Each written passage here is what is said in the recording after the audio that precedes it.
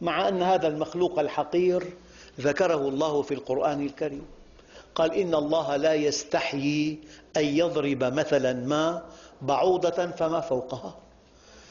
وضعت البعوضة تحت مجهر إلكتروني بكبر 400 ألف مرة، فإذا في رأسها 100 عين، وزن البعوضة 1/1000 من الغرام، في رأسها 100 عين، في فمها 48 سنا، في صدرها قلوب 3، قلب مركزي وقلب لكل جناح، وفي كل قلب أذينان وبطينان ودسامان. وتملك البعوضة جهازا لا تملكه الطائرات، تملك جهاز استقبال حراري.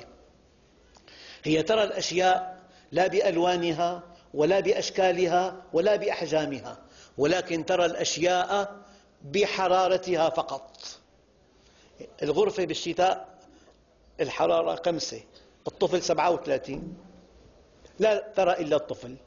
مع جهاز تحليل دم، ما كل دم بيناسبها، تأخذ عينة بعدين بتمص.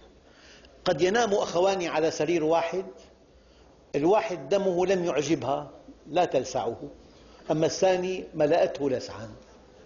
مع جهاز تحليل ومع جهاز تميع دم، لأن دم الإنسان سمج لا يسري في خرطومها، بتميع الدم.